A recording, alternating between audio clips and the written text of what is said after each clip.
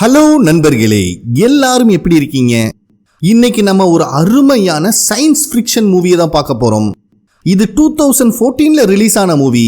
யோசிச்சு பாருங்க, 2014லயே 8.7 IMDb வாங்கியிருக்குன்னா இந்த மூவி எந்த அளவுக்கு இருக்கும். அதுலேயும் இதோட விஷுவல்ஸ், பிஜிஎம் எல்லாம் வேற லெவல்ல இருக்கும். கண்டிப்பா இந்த மூவியை நிறைய பேர் பார்த்துருக்க வாய்ப்பு இருக்கு.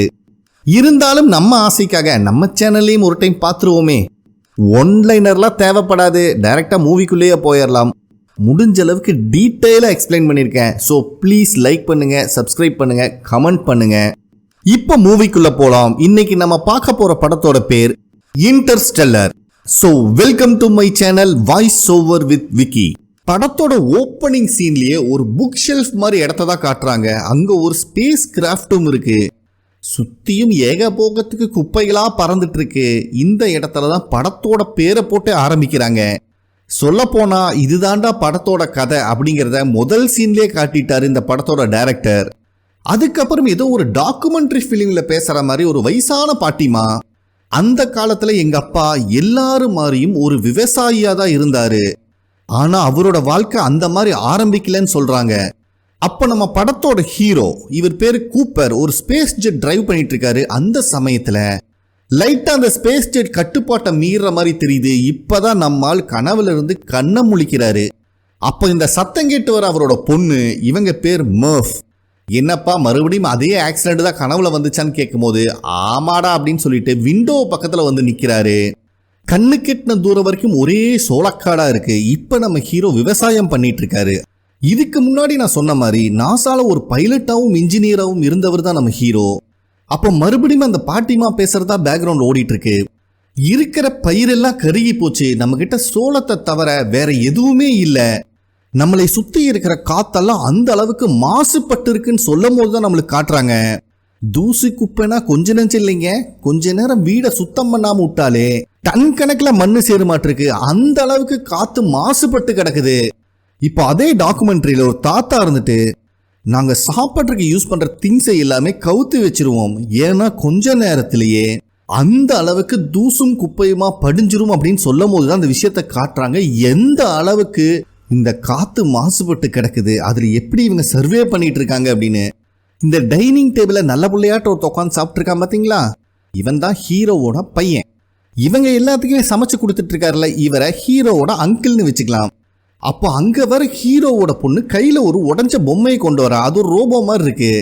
பார்த்தீங்களா, நான் சொன்னது யாருமே நம்பலையில. என் ரூமில் பேய் ஏதோ இருக்கு, அதுதான் இதெல்லாம் பண்ணுதுன்னு சொல்லும் போது இவங்க யாருமே நம்ப மாட்டேங்கிறாங்க இந்த பொண்ணை. ஏன்னா இவ ரொம்ப குட்டி பொண்ணா இருக்கிறதுனால ஏதோ இமேஜின் பண்ணி பேசிட்டு இருக்கா அப்படிங்கிற மாதிரி நினச்சிக்கிறாங்க. ஆனால் இவ சொன்னதை யாரும் நம்பலைங்கிறதுல இந்த பொண்ணு ரொம்ப அப்செட் ஆயிட்டாங்கிற புரிஞ்சுக்கிட்ட ஹீரோ, இங்கே பாருமா, நீ நினைக்கிற மாதிரி பேய் பிசாசுகள்லாம் உண்மை கிடையாது.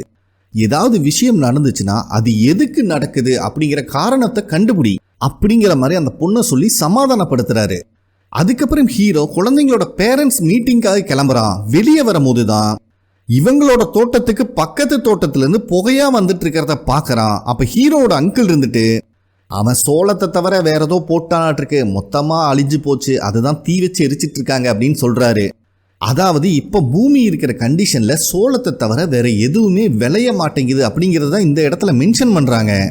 அதுக்கப்புறம் இவங்க கார்ல போயிட்டு இருக்கும் போது ஹீரோ தான் எந்தெந்த கீரை எப்படி மாத்தணும்னு அவர் பொண்ணுக்கு சொல்லி கொடுக்குறாரு. அவர் சொல்றதை கேட்டு அவ தான் ஒவ்வொரு கீரா சேஞ்ச் பண்ணிட்டு வந்துட்டு இருக்கா. அப்ப இவங்க வண்டியோட டயர் பஞ்சர் ஆயிருது. ஸோ ஹீரோ இருந்துட்டு அவன் பையனை தான் டயருக்கு பஞ்சர் போட சொல்றான். இந்த இடத்த பார்க்கும்போதே நம்மளுக்கு ஒரு விஷயம் கிளியரா தெரியும். இதுக்கு முன்னாடி அந்த பொண்ணுக்கு எப்படி கியர் போடணும் அப்படிங்கிறத டீட்டெயிலாக சொல்லி கொடுத்தாங்கிறத விட அந்த பொண்ணு கையாலேயே செய்ய வச்சான். இப்போ பஞ்சர் போடுற விஷயத்த அவன் பையன் கையாலேயே செய்ய வைக்கிறான். ஸோ யாரோட ஹெல்ப்பும் இல்லாமல் எப்படி தனியாகவே ஒவ்வொரு வேலையும் செய்யணுங்கிறத ப்ராப்பராக கைட் பண்ணிட்டு இருக்கான் ஹீரோ.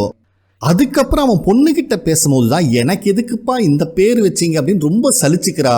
அப்போ ஹீரோ இருந்துட்டு, நீ மர்ஃப்லா கேள்விப்பட்டிருக்கியா, எது நடக்குமோ அது நடந்தே தீரும், அதை கண்டுபிடிச்சவர் தான் மிஸ்டர் மர்ஃப், அவரோட பேரு தான் உனக்கு வச்சிருக்கேன் அப்படின்னு சொல்லிட்டு இருக்கும் போதே ஒரு ட்ரான் ரொம்ப கீழே பறந்து போகுது. ஹீரோக்கே ஷாக் ஆகுது. யோசிக்கவே இல்லை. எல்லாரும் வண்டியில ஏறுங்கன்னு வண்டியை ஸ்டார்ட் பண்ணலான்னு பார்த்தா அந்த பையன் இன்னும் பஞ்சரே போடலையாட்டிருக்கு. அட பரவாயில்ல வாங்கடான்னு பஞ்சரான வண்டியோடய ட்ரானை ஃபாலோ பண்ண ஆரம்பிக்கிறான் ஹீரோ. இவங்க சோளக்காட்டுக்கு நடுவுல போயிட்டு இருக்கறனால ரோட்ல தானே போக முடியும், பட் ட்ரான் எந்த சைடு வேணா போலாம். ஆனா ஹீரோ யோசிக்கவே இல்லையே, சோளக்காட்டுக்குள்ளேயே வண்டியை விட்டுறான். அந்த அளவுக்கு வெறித்தனமா அந்த ட்ரானை ஃபாலோ பண்றான். அப்ப ஹீரோ இருந்துட்டு அவன் பையனை வண்டி ஓட்ட சொல்லிட்டு இவன் ஒரு டிவைஸை எடுத்து அந்த ட்ரானை ஹேக் பண்ண ட்ரை பண்ணிட்டு இருக்கான். இந்த பையனும் கிட்டத்தட்ட ஒரு டிராக்டரை இடிக்கிற மாதிரி போயிடுறான். இருந்தாலும் சமாளிச்சுட்டு முள்ளு வேலி கல்லுன்னு எதையும் பார்க்காம பிசிறு கிளப்பி வண்டி ஓட்டிட்டு இருக்கான் அந்த பையன். ஹீரோவும் கொஞ்சம் கொஞ்சமா அந்த ட்ரானை ஹேக் பண்ணும் போது விஷயம் தெரிய வருது. இது இந்தியன் ஏர்ஃபோர்ஸை சேர்ந்த சோலார் ட்ரான் அப்படிங்கிற விஷயம். வண்டியை நிறுத்திடாதரா, கிட்டத்தட்ட ஹேக் பண்ணிட்டேன்னு சொல்லும் போது இவன் அப்பா அப்பான்னு கூப்பிட்றான். ஹீரோ பார்க்குற மாதிரி இல்லை. விட்டுருந்தா பயமுள்ள கொஞ்ச நேரத்தில் மொத்த காரையும் ஆத்துக்குள்ள கவுத்தி இருப்பான். கிட்டத்தட்ட ஒரு எட்ஜில் பிரேக் அடிச்சு நிறுத்திட்டான்னு வச்சுக்கோங்க. அதுக்கப்புறம் கார்லேருந்து வெளியே வந்த ஹீரோ அவன் கையில் லேப்டாப் மாதிரி ஒரு டிவைஸ் வச்சுருந்தான் பார்த்தீங்களா, அதை யூஸ் பண்ணி அந்த ட்ரானை ஹேக் பண்ணி மொத்த கண்ட்ரோலையும் அவன் எடுத்துக்கிறான். இப்போ அந்த ட்ரான் எங்கே பறக்கணும் எப்படி பறக்கணுங்கிறது ஹீரோ கையில் தான் இருக்கு. இப்போ அவன் பொண்ணு மர்ஃபியை ஓட்ட சொல்லி அந்த ட்ரானை தரையிறக்க சொல்கிறான். அந்த பொண்ணும் சந்தோஷமாக ஓட்டி தரையிறக்கிறா. அதுக்கப்புறம் அந்த ட்ரான்ல இருந்து சோலார் சிஸ்டத்தையும் இவனுக்கு தேவையான சில திங்ஸையும் எடுத்து வச்சுக்கிறான். ஸ்ட்ரெயிட்டாக ஸ்கூலுக்கு வந்தா ஃபர்ஸ்ட் அந்த பையன் இறங்கி போயிடுறான். ஹீரோக்கு ஒன்றும் புரியல, இந்த பையன் மேலே எந்த கம்ப்ளைண்ட் இல்லையாட்டு இருக்கு. ஆக்சுவலாக பேரண்ட்ஸ் மீட்டிங்கு இந்த மர்ஃபிக்கு தான். என்னமாச்சு, ஏதாவது பிரச்சனை பண்ணிட்டியான்னு கேட்கும்போது அதெல்லாம் ஒன்றும் இல்லைப்பா, நீங்கள் போய் டீச்சரை பாருங்க தெரியும் அப்படின்னு சொல்லிடுறா. அதுக்கப்புறம் ஹீரோ டீச்சர்ஸ் வந்து மீட் பண்ணுறான். அப்போ அங்கே இருக்கிற வாத்தியார் இருந்துட்டு உன் பையன் டாமை பற்றி எந்த கவலையும் இல்லை, நல்லாவே படிச்சுட்டு இருக்கான், ஒரு விவசாயியாக வர வேண்டிய குவாலிஃபிகேஷன் அவங்ககிட்ட எல்லாமே இருக்குன்னு சொல்கிறாரு. இதில் ஹீரோக்கு கோபம் வந்துடுது. என் பையன் காலேஜுக்கு போய் படிக்கணும்னு தான் நான் விரும்புகிறேன். அப்போ இத்தனை வருஷமாக நம்ம டேக்ஸ் கட்டிகிட்டு இருக்கிறதெல்லாம் எதுக்கு, நம்ம கண்ட்ரியில் தான் இப்போ மிலிட்ரியே கிடையாதுன்னு கேட்கும் போது அந்த வாத்தியார் இருந்துட்டு எஜுகேஷனுக்கு அந்த அளவுக்கு ஃபண்டு ஒதுக்கலப்பா, ஸ்கூல் டாப்பருக்கு மட்டும்தான் காலேஜில் சீட் இருக்குது அப்படின்னு சொல்லிடுறாரு. இதில் ஹீரோ ரொம்ப டிசப்பாயிண்ட் ஆயிடுறான். அப்போ பக்கத்தில் இருக்கிற டீச்சர் அம்மா இருந்துட்டு உங்கள் பொண்ணு மர்ஃப் ரொம்ப ப்ரில்லியண்ட்டாக இருக்கா, ஆனால் இப்போ ரீசெண்ட் டைம்ஸில் இந்த லூனார் லேர்னிங்ஸ் பற்றின புக்கை கொண்டு வந்து இதில் இருக்கிற விஷயத்த மற்ற ஸ்டூடெண்ட்டுக்கும் ஸ்ப்ரெட் பண்ணிட்டு இருக்கா அப்படின்னு சொல்கிறாங்க. ஹீரோ இந்த புக்கை பார்க்கும் போதே தெரிஞ்சிருது இது என்னோடது தாங்க, லைப்ரரியிலேருந்து எடுத்துகிட்டு வந்திருப்பா அப்படின்னு சொல்கிறாரு. ஆனால் அந்த டீச்சர் அம்மா இருந்துட்டு இதெல்லாம் ரொம்ப பழசுப்பா, இதெல்லாம் மாற்றி அமைச்சு தான் இப்போ இருக்கிற புக்கு வந்துட்டு இருக்குன்னு சொல்லும் போது ஹீரோ இருந்துட்டு அப்போ நிலவில் போய் நம்ம கால் வச்சது நீங்கள் இன்னும் நம்பலையான்னு கேட்கும் போது டீச்சர்கிட்ட பதில் இல்லை. இதெல்லாம் தேவையில்லாத விவாதம்.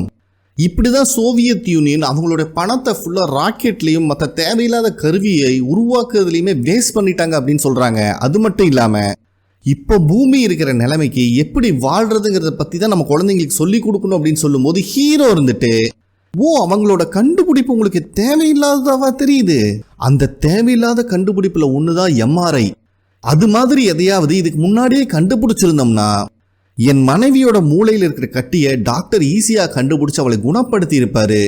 இப்ப நான் இருக்க வேண்டிய இடத்துல என் மனைவி உட்காந்து உங்க கூட பேசிட்டு இருந்திருப்பா, நான் அவளை இழந்திருக்க மாட்டேன் அப்படின்னு சொல்றான்.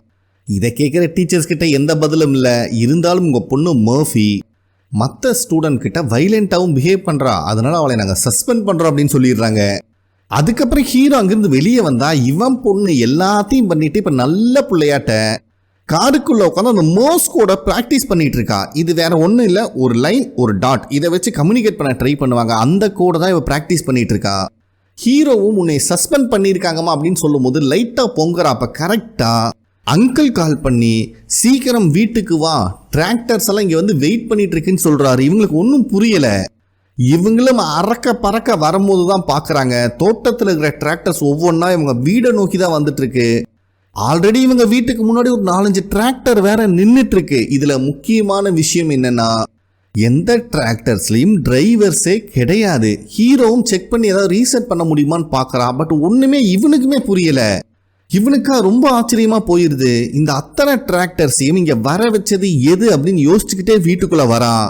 அப்போ மேல இருக்கிற மர்ஃபியோட ரூம்ல ஏதோ உழுகிற மாதிரி சத்தம் கேட்குது. இவனும் வந்து பார்த்தா புக் ஷெல்ல இருந்து நிறைய புக்கு கீழே விழுந்து கிடக்குது. ஸோ மர்ஃபி இருந்துட்டு அவங்க அப்பா கிட்ட நீங்க சொன்னதை பத்தி நான் ஒர்க் அவுட் பண்ணிட்டு இருக்கேன், இந்த மார்ஸ் மெத்தடை ட்ரை பண்ணி ஆவிகள் ஏதாவது எங்க கூட கான்டாக்ட் பண்ண ட்ரை பண்ணுதாங்கிறத பத்தி நான் பார்த்துட்டு இருக்கேன்னு சொல்றா. ஆனால் சின்ன பொண்ணு ஏதோ உளறிட்டு இருக்கான்னு சீரியஸ் எடுத்துக்காம ஹீரோ அங்கிருந்து போயிடுறான். இதில் அவன் பொண்ணு லைட்டாக டிசப்பாயிண்ட் ஆயிடுறா. அதுக்கப்புறம் ஹீரோவும் அங்கே இருக்கிற டிராக்டரை எல்லாம் ரெடி பண்ணி ரீசெட் பண்ணி விட்டுறான். அப்புறம் அங்கிள் கிட்ட வந்து எதனால இப்படி ஆச்சுன்னு எனக்கு புரியலை, ஒருவேளை நம்ம இருக்கிற வீடை சுற்றியும் கிராவிட்டி அதிகமா இருக்கலாம், அந்த கிராவிட்டி இந்த டிராக்டர்ஸ்லாம் இங்க ஈர்த்திருக்கலாம் அப்படின்னு சொல்றான். அதுக்கப்புறம் மறுபடியும் அந்த டாக்குமெண்ட்ரி ஷாட்டுக்கு போறாங்க. அங்க ஒரு பெரியவர் இருந்துட்டு, எனக்கு நல்ல ஞாபகம் இருக்கு, அன்னைக்கு ஏப்ரல் 15 மத்தியானம் ஒரு 1:30 மணி இருக்கும், ஒரு பெரிய புழுதி புயலே எங்களை நோக்கி வந்துச்சு அப்படின்னு சொல்லும் போதுதான் நடந்த விஷயத்த காட்டுறாங்க. ஹீரோ ஃபேமிலியோட ஒரு பேஸ்பால் கேம் பார்க்கறதுக்கு வந்திருக்கான். அப்பதான் ஒரு பெரிய புழுதி புயல் இவங்களை நோக்கி வரதை பார்த்த உடனே கேம் முடிஞ்சது, எல்லாரும் கிளம்பலாம் அப்படின்னு ஒரு சத்தத்தை போடுறான். அதுக்கப்புறம் ரிட்டர்ன் வீட்டுக்கு வரும்போதும் கூட கார்ல ஆக்சிஜன் மாஸ்க் யூஸ் பண்ணிட்டு தான் வராங்க. அந்த அளவுக்கு சுற்றுச்சூழல் மாசுபட்டு கிடக்குது. இருக்கிற புழுதி புயல்ல ரோடே தெரியல ஹீரோக்கு. கஷ்டப்பட்டு தட்டு தடுமாறி வீட்டு வரைக்கும் ஓட்டிட்டு வந்துடுறான். வீட்டுக்குள்ள வந்து ஒவ்வொரு ஜன்னலா க்ளோஸ் ஆயிருக்கான்னு செக் பண்ணும் போதுதான் அவன் பொண்ணு மார்ஃபுக்கு ஏதோ ஞாபகம் வருது. திடீர்னு மேல ஓட ஆரம்பிக்கிறான். பின்னாடியே ஹீரோவும் விரட்டிட்டு வந்து பார்க்கும் போதுதான் அவளோட ரூம்ல விண்டோவை க்ளோஸ் பண்ணாம வந்துட்டாலாட்டு இருக்கு. அதுக்காக தான் பைபிள பதறி அடிச்சுட்டு வந்திருக்கா. ஹீரோவும் விண்டோவை க்ளோஸ் பண்ணும் போதுதான் ஒரு விஷயத்த நோட் பண்றான். அந்த புக் ஷெல்ஃபுக்கு முன்னாடி ஒரு லைட் இருக்கு. அந்த லைட்டோட வெளிச்சத்துல இந்த புயல்ல அடிச்சிட்டு வந்த மண்ணு ஈக்குவலா ஸ்ப்ரெட் ஆகாம ஒரு லைன் பை லைனா ஃபார்ம் ஆயிட்டு இருக்கிறத நோட் பண்றான் ஹீரோ. இவ ரூம்ல ஏதோ ஒரு பிரச்சனை இருக்கு அப்படிங்கிறது மட்டும் ஹீரோக்கு புரியுது. அதனால அவன் பொண்ணு மர்ஃப இதுக்கு மேல இங்க இருக்காத உங்க அண்ணனோட ரூம்ல போய் படுத்துக்கோன்னு அனுப்பி வச்சுட்டு இவன் அந்த ஃபார்மான லைன் முன்னாடியே உட்காந்து யோசிச்சுட்டு இருக்கான். இந்த பொண்ணு நைட்டு ஃபுல்லா தூங்கியே எந்திரிச்சிட்றா. வந்து பார்த்தா ஹீரோ இன்னுமே அதே இடத்துல அப்படியே உட்காந்துருக்கான். அப்ப அந்த பொண்ணு இருந்துட்டு, நான் தான் ஆல்ரெடி உங்ககிட்ட சொன்னேன்லப்பா, இங்க ஏதோ ஒரு பேய் இருக்கு, என் கூட கம்யூனிகேட் பண்ண ட்ரை பண்ணுது, அதனாலதான் நான் அந்த மர்ஸ் கூட ட்ரை பண்ணிட்டு இருக்கேன்னு சொல்லும் போது ஹீரோ இருந்துட்டு, பேய் பிசாஸ் எல்லாம் இங்க ஒன்னும் கிடையாதுன்னு ஒரு காயினை தூக்கி போடுறான். அது கரெக்டா அந்த லைன் மாதிரி அலைன் ஆயிருக்கிறதுக்கு மேலேயே போய் உட்காருது. இது பேர் தான் கிராவிட்டின்னு சொல்லுவாங்க. இது வந்து ஒரு பைனரி கோட் அப்படின்னு அவன் பொண்ணுகிட்ட எக்ஸ்பிளைன் பண்ண ஆரம்பிக்கிறான். இதுல மொத்தம் 2 விதமான லைன் ஃபார்ம் ஆயிருக்கும். ஒல்லியா ஃபார்ம் ஆன லைனை 0னும் கொஞ்சம் குண்டா ஃபார்ம் ஆன லைனை 1ன்னு மென்ஷன் பண்றாங்கன்னு சொல்லிட்டு அந்த லைனை டீகோட் பண்ணும் போது இவனுக்கு ஒரு ஆன்சர் கிடைக்குது. அதை மேப்ல வச்சு ட்ரை பண்ணும் போது அது ஒரு லொகேஷனை குறிக்குது அப்படிங்கறத ஹீரோ கண்டுபிடிக்கிறான். இது ஏதோ நம்ம கிட்ட சொல்ல வருது அப்படிங்கிறது மட்டும் ஹீரோக்கு புரியுது. அதனால அந்த லொகேஷனை தேடி கிளம்பலான்னு முடிவெடுக்கும் போது ஹீரோவோட பொண்ணும் கூட வருவேன்னு அடம்பிடிக்கிறான்.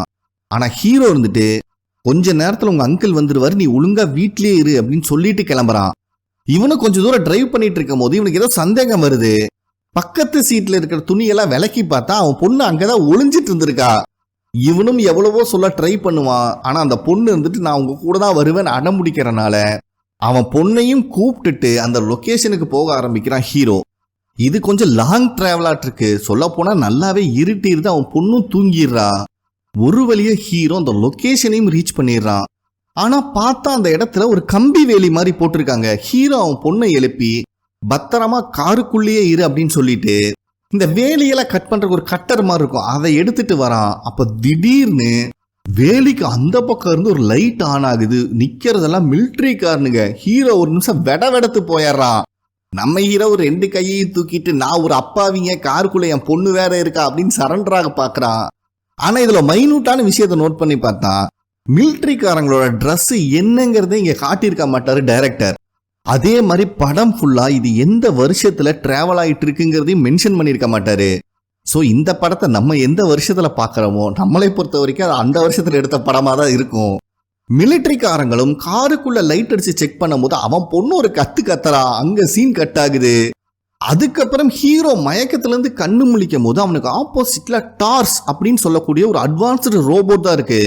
அந்த ரோபோ இருந்துட்டு, இந்த இடத்த நீ எப்படி கண்டுபிடிச்ச, இத பத்தின குறிப்பு உனக்கு யார் கொடுத்தது அப்படின்னு கேட்கும்போது ஹீரோ அதுக்கு பதில் சொல்லாம என் பொண்ணு எங்க இருக்கா அப்படின்னு கேட்கிறான். மறுபடியும் அந்த டார்ஸ் இருந்துட்டு, இந்த லொகேஷனை உங்களுக்கு யார் கொடுத்தா, உண்மையை சொல்லுங்கன்னு ஹீரோயே விசாரிக்குது. கடுப்பான ஹீரோ, டே நீ ஒரு சாதாரண ரோபோட், நான் மட்டும் நினைச்சேன்னு வச்சுக்கவே உன்னை வேக்கம் கிளீனரா மாத்திடுவேன், அதனால டப்பியை சாத்திட்டு அப்படின்னு மிரட்டும் போதே ஒரு லேடி வாய்ஸ் கேக்குது. இவங்க பேர் பிராண்ட். நீங்க எதை பத்தி கவலைப்படாதீங்க, உங்க பொண்ணு ரொம்ப சேஃபா இருக்கா அப்படின்னு சொல்றாங்க. ஹீரோ அவன் பொண்ணை பார்த்தே ஆனுன்னு ஒத்த காலில் நிக்கிறான். அதனால அவங்களும் ஹீரோவை ஒரு கான்ஃபரன்ஸ் ரூமுக்கு கூப்பிட்டு வராங்க. அங்க சில பேர் இருக்காங்க, கூடவே ஹீரோவோட பொண்ணும் இருக்கா. அப்ப ஹீரோ கிட்ட ஒரு பெரியவர் பேச ஆரம்பிக்கிறாரு. இவரு தான் ப்ரொஃபசர். இவரோட சொந்த பொண்ணு தான் அந்த பிராண்ட். அப்ப அங்க இருக்கிறவங்கலாம் நீ எப்படி இந்த லொகேஷனை கண்டுபிடிச்ச, இது ஹைலி செக்யூர்டு லொகேஷன் அப்படின்னு கேட்கும்போது ஹீரோ இருந்துட்டு அது டீட்டெயிலா சொன்னா உங்களுக்கு புரியாது, சில பல ஈக்குவேஷன்ஸ் எல்லாம் சால்வ் பண்ணி தான் கண்டுபிடிச்ச அப்படின்னு சொல்றான். பட் அங்க இருக்கிற யாருமே ஹீரோவை நம்புற மாதிரி இல்லை. அப்ப ஹீரோவோட பொண்ணு மர்ஃப் இருந்துட்டு கிராவிட்டி அப்படிங்கிற ஒரு வார்த்தையை சொன்ன உடனே எல்லாரும் ஸ்டன் ஆயிடுறாங்க. சரி, இவ்வளோ கொஸ்டின் கேட்குறீங்களே நீங்கெல்லாம் யார் அப்படின்னு ஹீரோ கேட்கும் போதுதான் ப்ரொஃபஸர் அங்க இருக்கிற டோரை ஓபன் பண்றாரு. ஹீரோ மிரண்டு போயிடுறான். ஏன்னா இவங்க எல்லாருமே நாசாவை சேர்ந்தவங்க தான். ஹீரோ வந்துட்டு நாசாவை தான் க்ளோஸ் பண்ணிட்டாங்கல்ல, அப்புறம் எப்படி இன்னும் ரன் ஆயிட்டு இருக்குன்னு கேட்குறான் ப்ரொஃபஸர் கிட்ட. அவர் இருந்துட்டு மிலிட்ரிக்காரங்களுக்கு நாங்க மறுபடியும் தேவைப்பட்டோம், நம்மளுக்கு போதுமான அளவுக்கு அவங்களால ஃபண்ட் ஒதுக்க முடியல, அதனால மக்களுக்கு தெரியாம மறைமுகமா இங்க இந்த ஆராய்ச்சி பண்ணிட்டு இருக்கோம் அப்படிங்கிற விஷயத்த சொல்லிட்டு நடக்கிற விஷயத்துல எக்ஸ்பிளைன் பண்றாரு. 7 வருஷத்துக்கு முன்னாடி தான் இந்த நோய் எஃபெக்ட் ஆக ஆரம்பிச்சது. அதுல இருந்து ஒவ்வொரு வெஜிடபிளா நம்ம இழந்தோம். கத்திரிக்காய் வெண்டைக்கான்னு எதை பயிரிட்டாலும் எல்லாமே நாசமா தான் போச்சு. கடைசியா நம்மளுக்கு மிஞ்சினது சோளம் மட்டும்தான் அப்படின்னு சொல்லிட்டு ஒரு ரிசர்ச் லேபுக்கு முன்னாடி வந்து நிக்கிறாரு.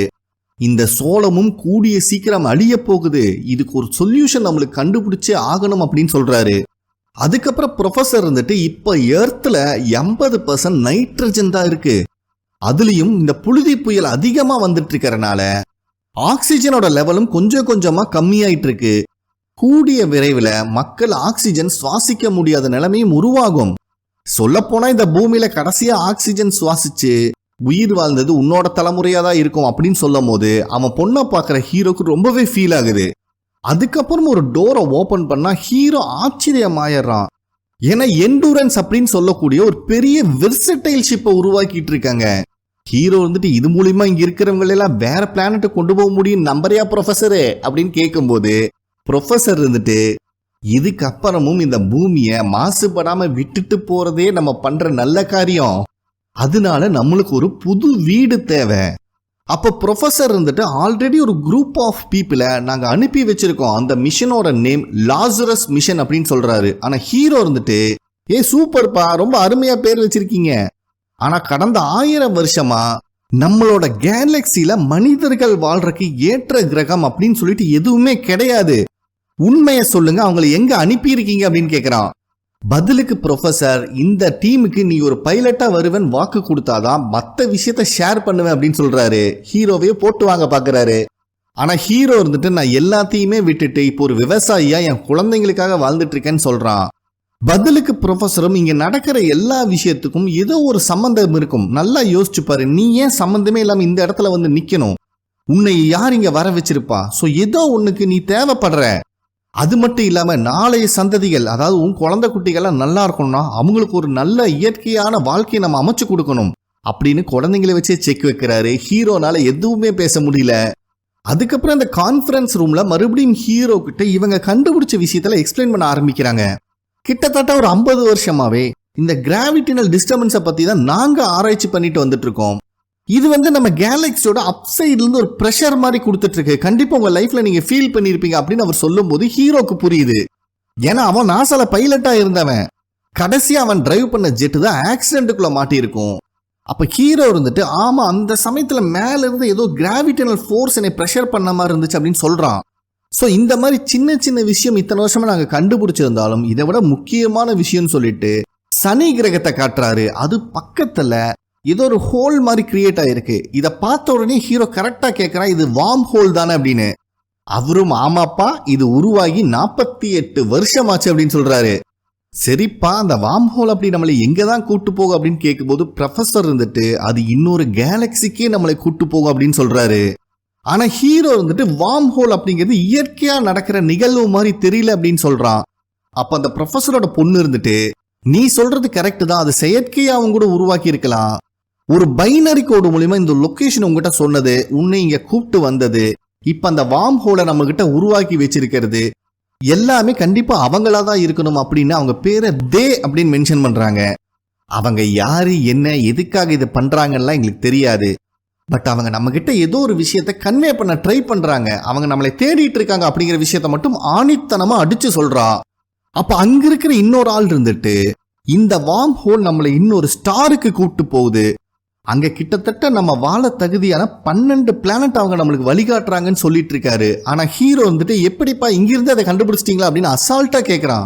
அப்போ ப்ரொஃபசர் இருந்துட்டு நாங்க ஆல்ரெடி ஒரு டீம் அங்க அனுப்பி வச்சோம், கிட்டத்தட்ட 10 வருஷம் ஆச்சுன்னு சொல்லும் போதுதான் இவங்க கான்ஃபரன்ஸ் நடந்துட்டு இருக்கிற ரூம்லயே ஒரு 12 விண்வெளி வீரர்களோட போட்டோ இருக்கு. இவங்க தான் அந்த 12 தைரியமான வீரர்கள். டாக்டர் மேன் அப்படின்னு சொல்லக்கூடிய இவரோட தலைமையில தான் அந்த டீம் அனுப்பணும். ஒவ்வொரு டீமும் போய் இறங்கினாங்க பாத்தீங்களா, அந்த விண்கலன் பாடுன்னு சொல்லுவாங்க. அதுல அவங்களுக்கு 2 வருஷத்துக்கு தேவையான லைஃப் சப்போர்ட் அதுலயே இருக்கும். அந்த கிரகத்துல மனிதர்கள் வாழ முடியுமா முடியாதா அப்படிங்கறத அவங்க ஆராய்ச்சி பண்ணி நம்மளுக்கு சிக்னல் அனுப்புவாங்க.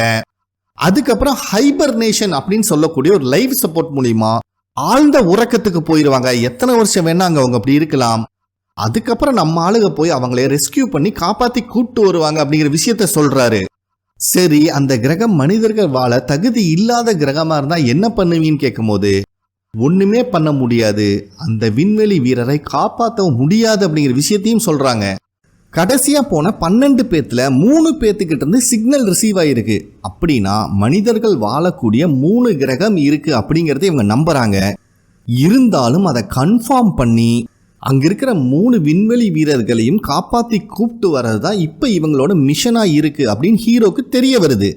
சரிப்பா, அதுதான் 3 உலகத்தை கண்டுபிடிச்சிட்டீங்களே, அடுத்து என்னதான் பண்ண போறீங்கன்னு ஹீரோ கேட்கும்போது ப்ரொஃபசர் இருந்துட்டு நெக்ஸ்ட் எங்களோட திட்டமே இதுதான், இதுக்கு பிளான் ஏ பிளான் பின்னு 2 வச்சிருக்கேன்னு சொல்லிட்டு ஹீரோவை மறுபடியும் அந்த பெரிய ரேஞ்சர் ஷிப் கிட்ட கூப்பிட்டு வராரு. பிளான் ஏ என்னன்னா, இந்த ஷிப்ல எந்த அளவுக்கு மனிதர்களை இன்னொரு கிரகத்துக்கு கூட்டு போக முடியுமோ அந்த வேலையை பண்ண ஆரம்பிக்கணும். ஆனா இதுல ஒரு சின்ன ப்ராப்ளம் இருக்கு. அங்க இருக்கிற கிராவிடனல் ஃபோர்ஸை சால்வ் பண்றதுக்கான முயற்சியில தான் இப்ப ப்ரொஃபசர் இறங்கியிருக்காரு. இன்னும் அதுக்கு சொல்யூஷன் கிடைக்காதனால பிளான் பியை தான் இப்ப செயல்படுத்த போறாங்க அப்படின்னு ப்ரொஃபசரோட பொண்ணு சொல்றாங்க. அதாவது அதிகமான மக்களை கூட்டு போக முடியாதனால ஃபர்ஸ்ட் 900 கிலோக்கும் கம்மியா இருக்கிற மாதிரி 5000 கருமுட்டைய அந்த கிரகத்துக்கு கொண்டு போக போறாங்க. சரிம்மா, இதை எப்படி வளர்த்துவீங்க அப்படின்னு ஹீரோ கேட்கும்போது அதுக்குண்டான எக்யூப்மெண்ட் எங்ககிட்ட இருக்கு, அதை யூஸ் பண்ணி ஃபர்ஸ்ட் 10 கருமுட்டைய உருவாக்குவோம், அதுக்கப்புறம் அதிலிருந்து உருவான மனிதர்களோட உதவியால மற்ற கருமுட்டையும் உருவாக்கிடுவோம் அப்படின்னு சொல்றாங்க. சரிப்பா, நீங்க சொல்றதெல்லாம் கரெக்டா தான் இருக்கு, பட் இங்க இருக்கிற மக்களோட நிலைமை என்ன, என்னோட குழந்தைங்களோட ஃபியூச்சர் என்ன அப்படின்னு கேட்கும் போது ப்ரொஃபசர் இருந்துட்டு அதுக்காக தான் நான் பிளான் ஏவை வச்சிருக்கேன், அந்த கிராவிடேனல் ஈக்குவேஷனை நான் சால்வ் பண்ணிட்டேன்னா இந்த ஷிப்போட உதவியால இங்க இருக்கிற மக்களை அந்த கிரகத்துக்கு கூப்பிட்டு வந்துடலாம் அப்படின்னு சொல்றாரு. ஹீரோக்கு பிளான் பி சரியா பட்டாலும் இத்தனை வருஷமா சால்வ் பண்ண முடியாத ஈக்குவேஷனை இப்ப எப்படி சால்வ் பண்ண முடியும் அப்படின்னு ப்ரொஃபசர்கிட்ட கேட்கிறான்.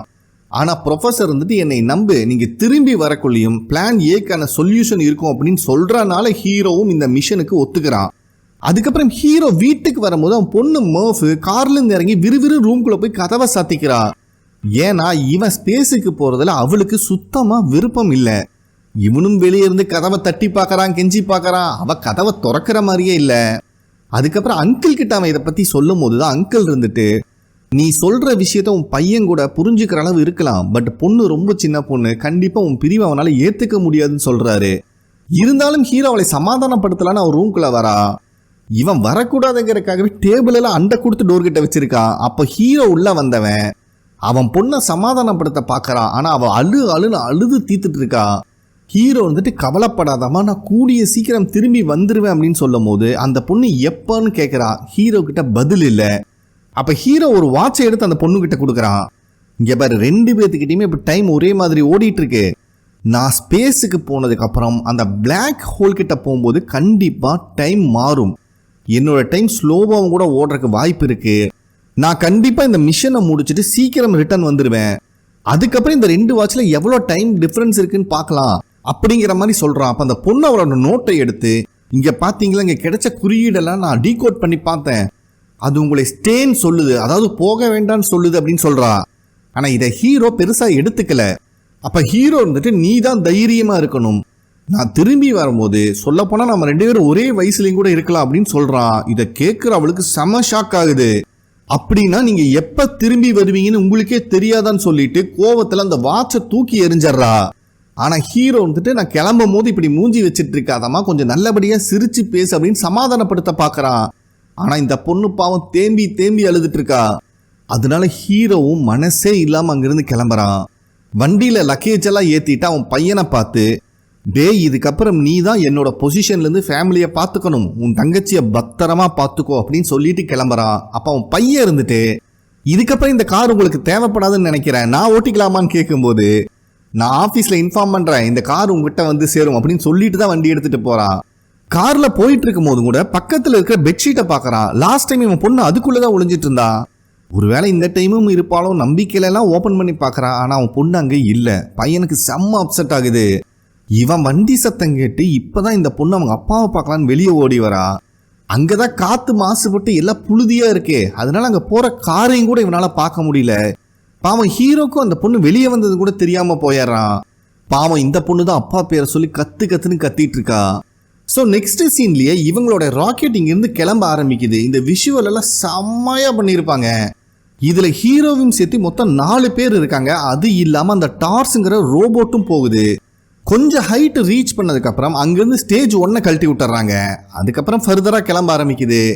மறுபடியும் கொஞ்சம் தூரம் ரீச் பண்ணதுக்கப்புறம் அந்த டார்ஸ் இருந்துட்டு ஸ்டேஜ் 2 இப்போ ரிமூவ் ஆகுதுன்னு சொல்லும் போது அந்த ராக்கெட்லேருந்து ஸ்டேஜ் 2வும் ரிமூவ் ஆயிடுது. ஸோ ஸ்டேஜ் 2 சப்ரஷன் முடிஞ்சாலே இந்த ஏர்கிராஃப்ட் இதுக்கப்புறம் தன்னிச்சையாக தான் செயல்பட ஆரம்பிக்கும். இதுக்கப்புறம் விஷுவலை காட்டுவாங்க பாருங்க. விண்வெளியில் இவங்களோட ராக்கெட் மிதந்துட்டு போயிட்டு இருக்கும். அதுக்கப்புறம் இவங்களுக்கு ஆப்போசிட்ல ரவுண்ட் ஷேப்ல ஒன்று இருக்கு பார்த்தீங்களா, இது பேர் தான் என்டூரன்ஸ் அப்படின்னு சொல்றாங்க.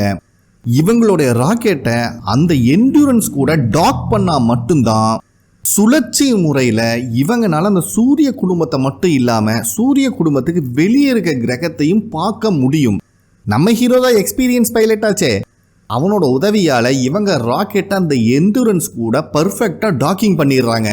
அதுக்கப்புறம் ப்ரெஷரை ஸ்டார்ட் பண்ணி கொஞ்சம் கொஞ்சமாக இந்த என்டூரன்ஸை சுத்த வைக்கும் போது 30% சுற்றிட்டு இருக்கு அப்படின்னு தெரிய வருது. இந்த சுழற்சிக்கே கூட வந்த ஒருத்தருக்கு தலை சுத்த ஆரம்பிக்குது.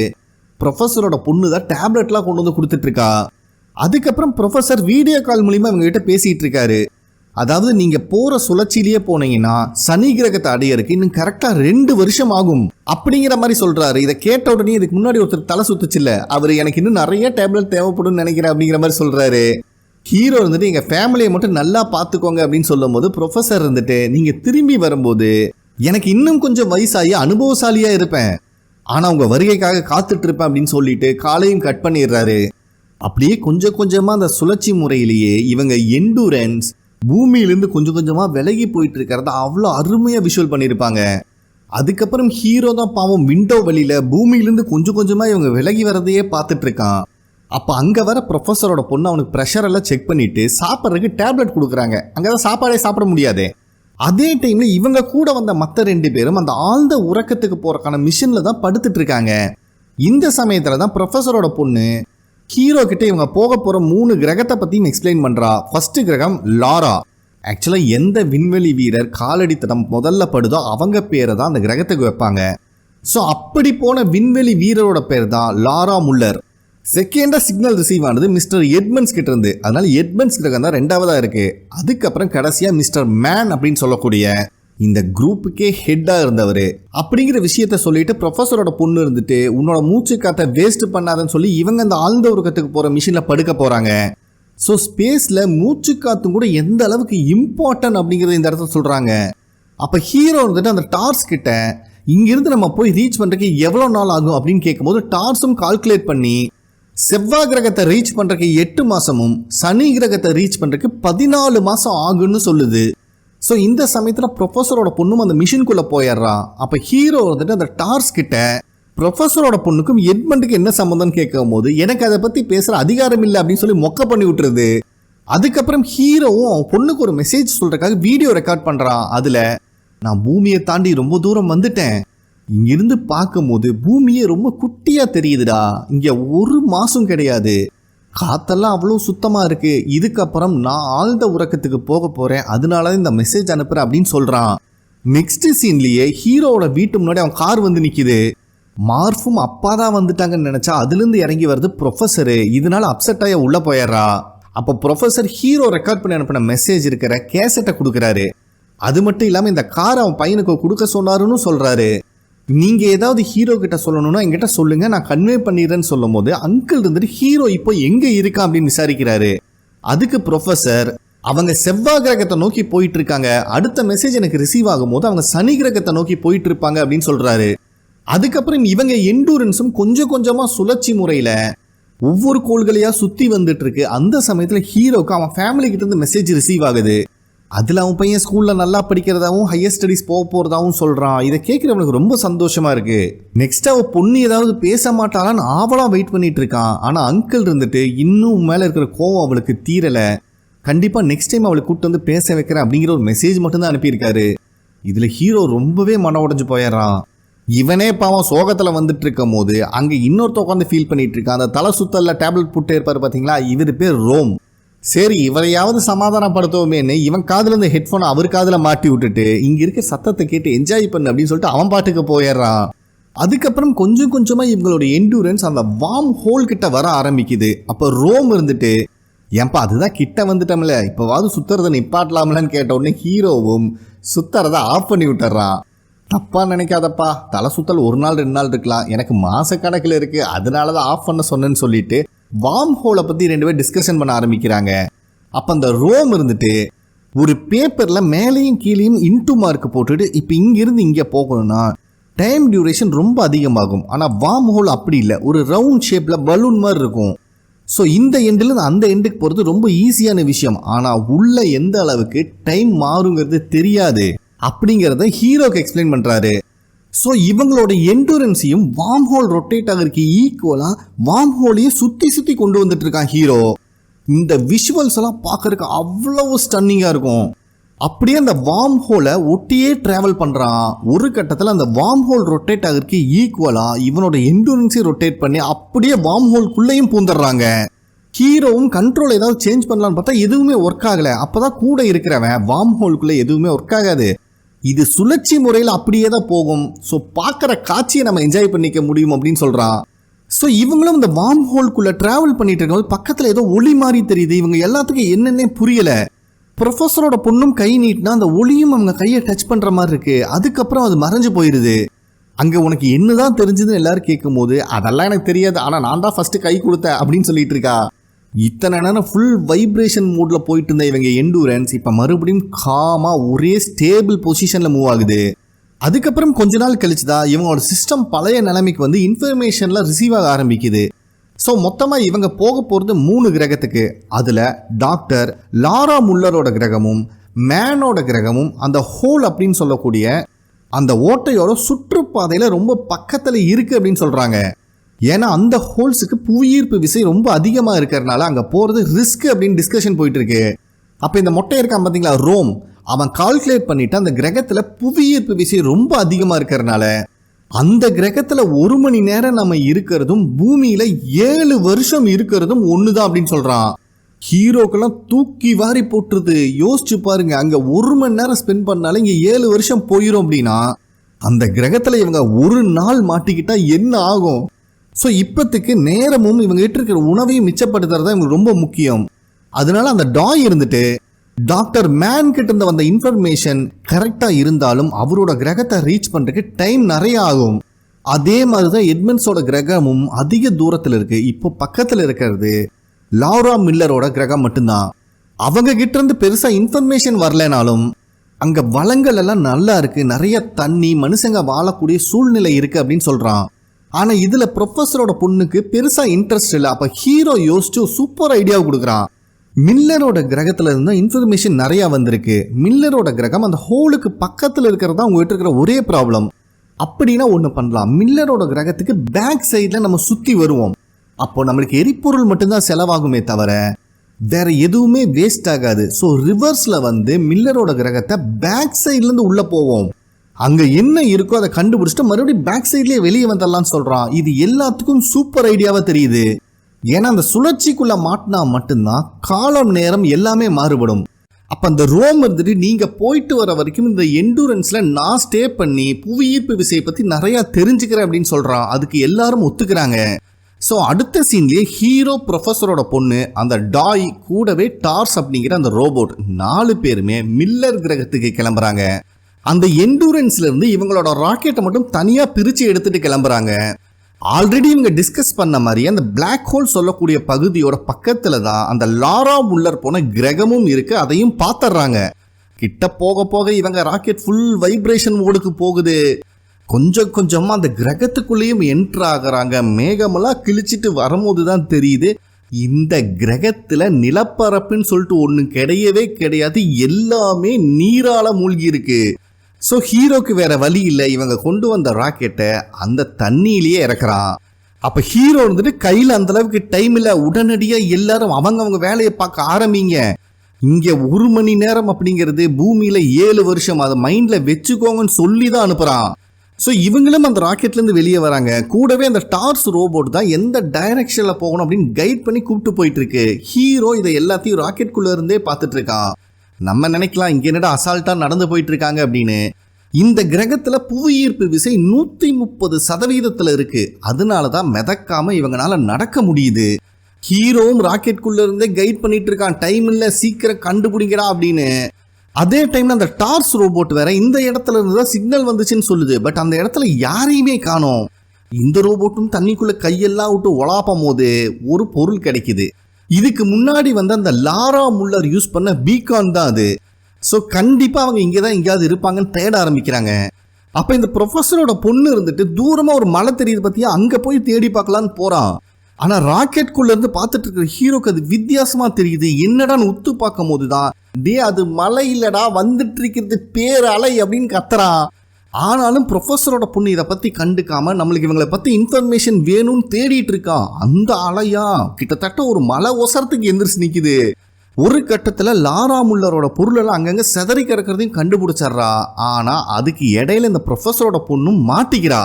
இதுக்கு மேலே என்னை காப்பாற்ற முடியாது, நீங்கள்லாம் போயிருங்கன்னு அவன் கத்தும் போது டாய் இருந்துட்டு டார்ஸை காப்பாற்றிட்டு வர சொல்லி ஆர்டர் போடுறான். இத்தனை நேரமாக ரோபோட் மாதிரி இருந்தது ஒரு வீல் மாதிரி மாறிட்டு கடன்னு உருண்டு போகும் பாருங்க. இதெல்லாம் செமையாக இருக்கும். ஒரு வழியாக அந்த ப்ரொஃபஸரோட பொண்ணையும் தூக்கிட்டு அறக்க பறக்க அந்த டார்ஸ் ஓடி வரும்.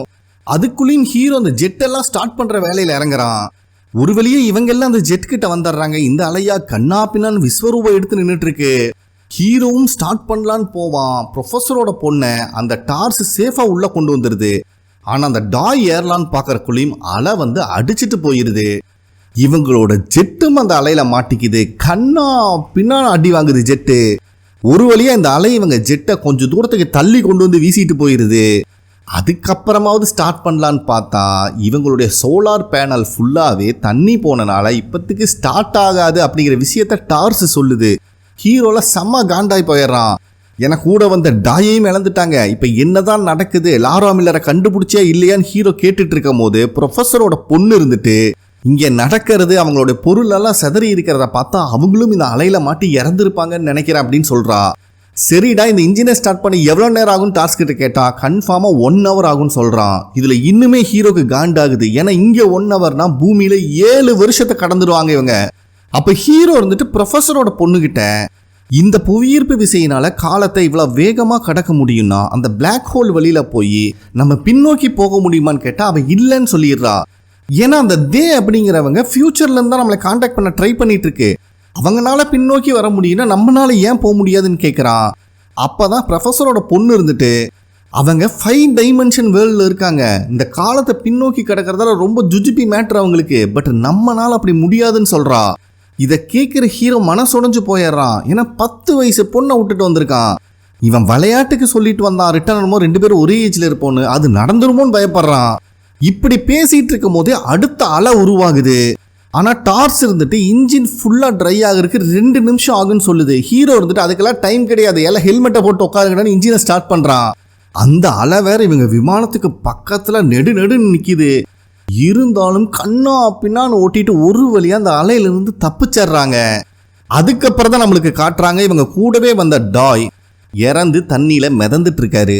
ஒரு வழியாக இவங்க ரிட்டன் அந்த எண்டூரன்ஸுக்கும் வந்துடுறாங்க. டோரை ஓப்பன் பண்ணா அந்த ரோமுங்கிறவன் வயசான மாதிரி நின்றுட்டு இருக்கான். இவங்களுக்கெல்லாம் தூக்கி வாரி போட்டுருது. டே என்னடா இப்படி நின்றுட்டு இருக்கேன்னு கேட்கும் போது, ராஜா நீங்க போய் எத்தனை வருஷம் ஆச்சுன்னு நினைக்கிறீங்க? 23 வருஷம் 4 மாசம் 10 நாள் ஆச்சுன்னு சொல்றான். 2 பேரும் நொந்து போயிடுறாங்க இதை கேட்கும்போது. யோசிச்சு பாருங்க, ஹீரோவோட பொண்ணை 10 வயசுல விட்டுட்டு வந்திருக்கான். இப்போ அந்த பொண்ணுக்கு 33 வயசு ஆயிருக்கும். ஆனால் இவங்களை பொறுத்த வரைக்கும் ஒரு நாள் கூட ஆகலை, அதே இளமையோட தான் 2 பேர் இருக்காங்க. சரி டாய் எங்கன்னு கேட்கும்போது ஹீரோ எதுவுமே பேசாமல் அங்கேருந்து போயிடுறான். ரோமுக்கு புரிஞ்சிருது டாயோட கதை முடிஞ்சிருச்சு அப்படின்னு. அதுக்கப்புறம் ப்ரொஃபஸரோட பொண்ணை பார்த்து லாரா முல்லரை பற்றி ஏதாவது டீட்டெயில்ஸ் கிடைச்சதான்னு கேட்டா அவ இல்லைன்னு தலையாட்டுறா. ஆக மொத்தமாக இந்த கிரகத்துக்கு இவங்களுக்கு எந்த யூஸும் கிடையாது. அப்போ ரோம் இருந்துட்டு இங்கே இருந்த அந்த பிளாக் ஹோலை பற்றி நான் நிறையா கற்றுக்கிட்டேன். நிறையா டைம் உங்கள் அப்பா நம்மளை காண்டாக்ட் பண்ண ட்ரை பண்ணாரு, சிக்னல் ரிசீவ் ஆகுது ஆனால் பதிலுக்கு நம்மளால் சிக்னல் அனுப்ப முடியல அப்படின்னு அவன் சொல்லிட்டு இருக்கும் போதே ஹீரோ அங்கே இருக்கிற ரூமுக்கு உட்கார்றான். அப்போ அங்கே இருக்கிற ரோபோ 23 வருஷத்தோட டீட்டெயில்ஸ் இருக்குன்னு சொல்லும் போது ஒன்னொன்னா ப்ளே பண்ண சொல்கிறான். அதில் ஹீரோவோட பையன் தான் காலேஜுக்கு போகிறதாகவும் காலேஜ் டிகிரியை முடிச்சிட்டதாகவும் சொல்கிறான். கேட்குற ஹீரோக்கு சந்தோஷமாக இருக்குது, ஆனால் எமோஷ்னலாக அழுது கதறிட்டு இருக்கான். அதுக்கப்புறம் ஹீரோட பையன் டாம் எனக்கு புதுசாக கேர்ள் ஃப்ரெண்ட் கிடச்சிருக்கான்னு ஃபோட்டோலாம் காமிச்சிட்டு இருக்கான். அதுக்கு அடுத்த வீடியோவில் டாம் ஆசைப்பட்ட பொண்ணைய கல்யாணம் பண்ணி ஒரு குழந்தையும் பெற்றுக்கிறான். ஹீரோட்ட வேற காட்டுறான் நீங்கள் தாத்தா ஆயிட்டீங்கன்னு. சொல்ல போனால் டாமை விட ஹீரோ தான் இப்போ சின்ன பையனாக இருக்கான். அதுக்கு அடுத்த வீடியோவில் டாமுக்கு இன்னும் வயசாயிருது. அவன் தாத்தா இறந்துட்டாரு, அம்மாக்கு பக்கத்துலேயே அவரையும் அடக்கம் பண்ணிட்டோம் அப்படின்னு சொல்கிறான். அப்பா நீங்கள் எங்கே இருந்தாலும் நல்லா இருப்பீங்க, இதை பார்த்துட்டு இருப்பீங்க நம்புறேன் அப்படின்னு ரொம்ப சென்டிமெண்ட்டாக பேசிட்டு பாய் சொல்லிட்டு கட் பண்ணிடுறான். ஹீரோனால பாவம் இதெல்லாம் ஏற்றுக்கவே முடியல. அப்போ கரெக்டாக மறுபடியும் சிஸ்டம் ஆன் ஆகுது. அதில் ஒரு பொண்ணு ஹாய் அப்பான்னு சொல்கிறா. வேற யாரும் இல்லை, ஹீரோவோட பொண்ணு மர்ஃப் தான். இது வளர்ந்து ரொம்ப பெரிய பொண்ணாக இருக்கா. எடுத்த உடனே உரிமையில் அவங்க அப்பாவை 2 திட்டி கழுவி ஊற்றிட்டு நான் உங்கள் கூட பேசக்கூடாதுன்னு தான் இருந்தேன், உங்கள் மேலே ரொம்பவே கோவமாக இருந்தேன், ஆனால் இன்றைக்கி ஏன் பேசுகிறேன் அப்படின்னா இன்றைக்கி என்னோட பர்த்டே, நீங்கள் கடைசியாக ஒரு விஷயம் சொன்னீங்க, நீங்கள் திரும்பி வரும்போது நீங்களும் நானும் ஒரே வயசில் இருப்போம் அப்படின்னு. உண்மையை சொல்லணும்னா நீங்கள் எங்களை விட்டுட்டு போகும்போது எந்த வயசில் இருந்தீங்களோ இப்போ நான் அந்த வயசுக்கு வந்துட்டேன்னு சொல்லும் போது ஹீரோனால ஏற்றுக்கவே முடியல. உடனடியாக திரும்பி வந்துருங்கப்பான்னு இவளும் அழுகிறான். ஒரு கட்டத்தில் அந்த ரெக்கார்டிங் ஆஃப் பண்ணிடுறா. இவ பின்னாடி ஏதோ ப்ரொஃபஸர் உட்காந்துருக்காரு. என்னடான்னு பார்த்தா இந்த பொண்ணு வளர்ந்து ஒரு சயின்டிஸ்ட் ஆயிருக்கா. அதுவும் ப்ரொஃபஸர் கூட அந்த நாசால தான் ஒர்க் பண்ணிட்டு இருக்கா. அப்போ ப்ரொஃபஸர் அவங்களுக்கும் நம்மளுக்கும் இடையேயான தகவல் தொடர்பு துண்டிக்கப்பட்டு ரொம்ப வருஷம் ஆயிருச்சு. நம்மளால எல்லா தகவலும் அனுப்ப முடியுது, பட் எதையும் ரிட்டர்ன் பெற முடியலன்னு சொல்லும் போது கவலைப்படாதீங்க, இதுக்கு சொல்யூஷன் சீக்கிரம் கண்டுபிடிக்கலான்னு ரொம்ப கான்ஃபிடண்டாக பேசுகிறா இந்த மர்ஃப்.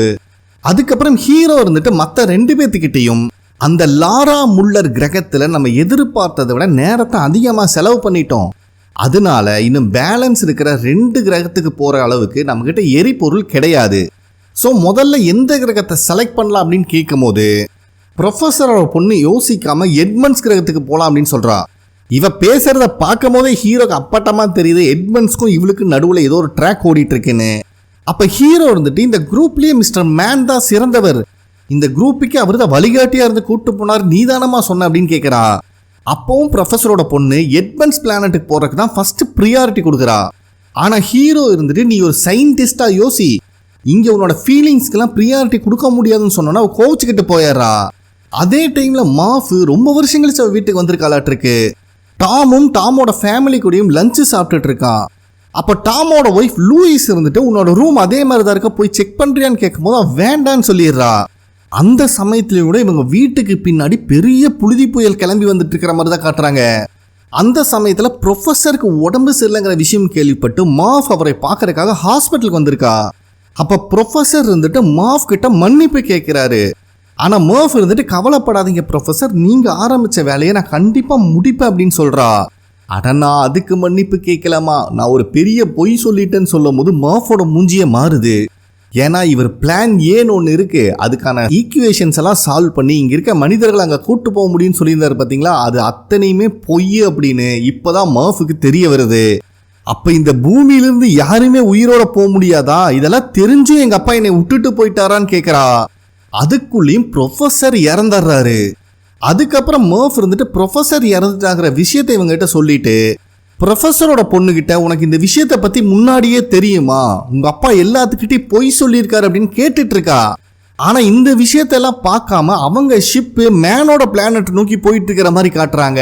இவளோட வீடியோ மட்டும்தான் இங்கே ப்ளே ஆகிட்டு இருக்கு. ஸோ இவங்களும் மேன் இருக்கிற அந்த பிளானட்டுக்குள்ளே வந்துடுறாங்க. மேகத்தெல்லாம் கிழிச்சிட்டு வரும்போது தான் இங்கே நிலப்பரப்பு இருக்குன்னு தெரிய வருது. இவங்களோட ராக்கெட்டையும் தரையிறக்கிடுறாங்க.